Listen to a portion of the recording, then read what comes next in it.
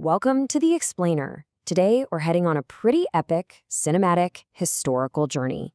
We are going to trace the breathtaking, turbulent, and honestly often brutal path from a single, marshy, mosquito-ridden fort in 1607 all the way to the defiant birth of a brand new nation in 1776.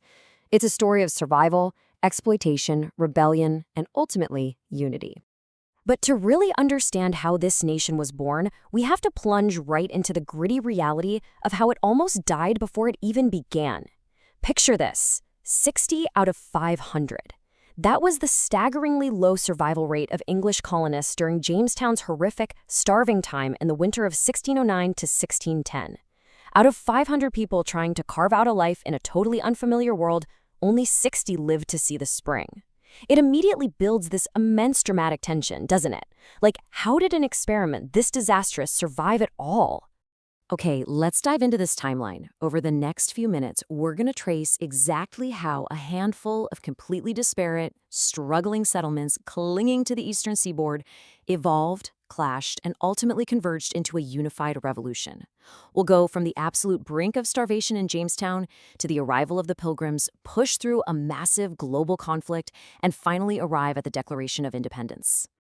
Act 1. The Jamestown Crucible, Survival and the Profit Motive. Right, so in 1607, just over 100 English settlers step off their ships onto a swampy island in the James River. They had absolutely zero experience with the hot, humid climate, the diseases, or the sheer amount of grueling physical labor required just to stay alive. And what's absolutely crucial to understand here is that these early colonists weren't just intrepid adventurers. They were, essentially, employees. They were sent by a joint stock company called the Virginia Company of London.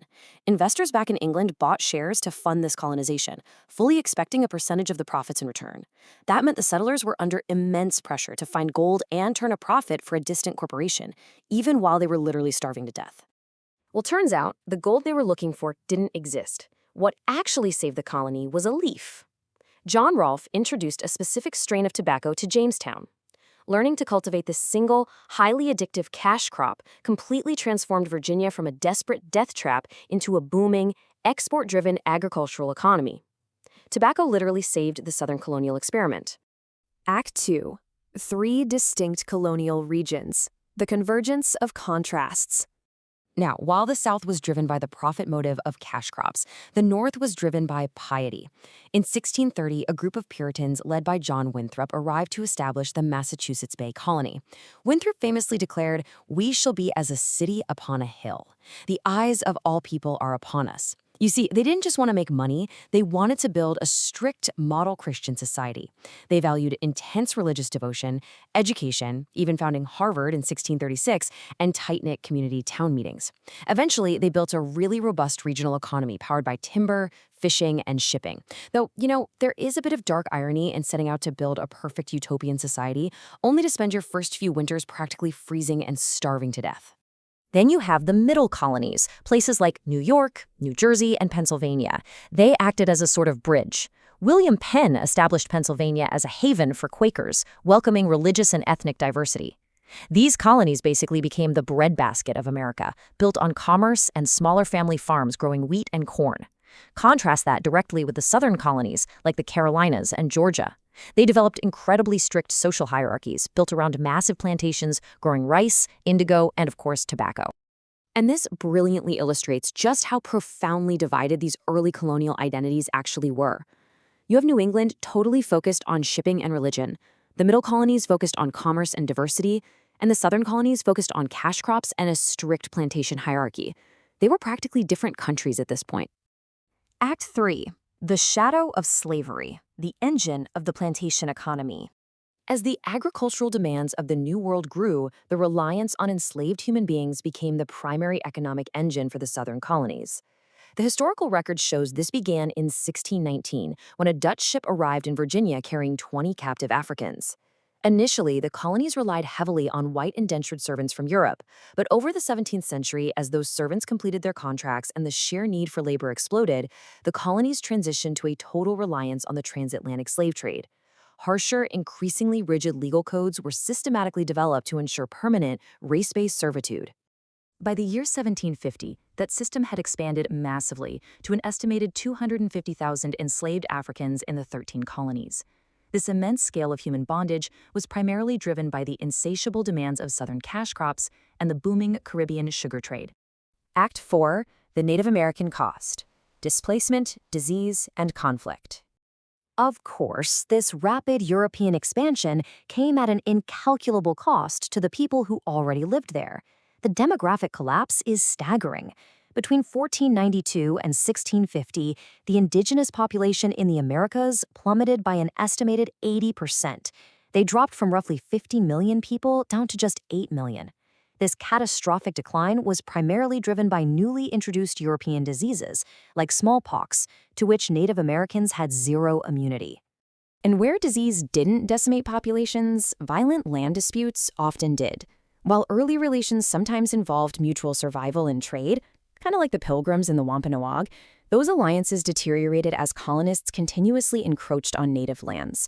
This led to incredibly bloody regional conflicts like the Pico War, the devastating King Philip's War in New England, and Bacon's Rebellion in Virginia. Act 5, the French and Indian War, the catalyst for unification.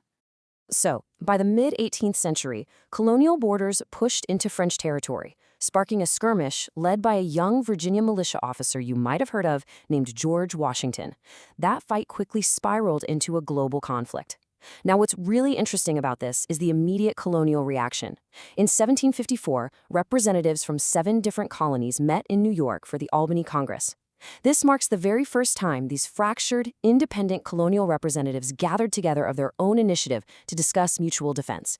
It was a vital, early blueprint for future American unity. Britain ultimately won the 7 Years' War in 1763, securing vast new territories in North America. But victory came at a massive cost. £161 million to be exact. That was the crippling mountain of debt the British government faced after the war. And King George III firmly believed that the American colonists, who had directly benefited from British military protection, well, they needed to pay their fair share to clear that ledger. Act 6, the spark of revolution, from taxation to independence. Britain's sudden attempt to enforce direct taxation violently clashed with a colonial culture that was by now very used to self-governance. And the momentum snowballed incredibly fast. In 1764 and 65, Britain passes the Sugar and Stamp Acts, taxing the colonists without offering them any representation in Parliament. The colonists protest, and Britain sends troops.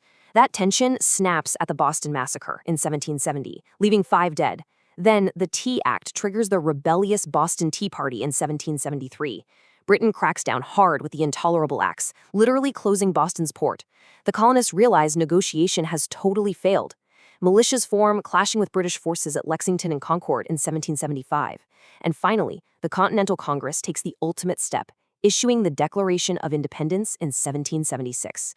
Which leaves us with this final, remarkable question. How did 13 fractured, entirely different regions, divided by religion, driven by distinct economies, and possessing totally unique identities, manage to forge a single nation? The ultimate irony is that it was the shared resentment against British rule that finally forced these wildly different colonies to unite. The crucible of Jamestown and the strict towns of New England found common ground in revolution, forging the complex, contradictory foundation of the country we live in today. Keep questioning, keep exploring, and we'll see you next time.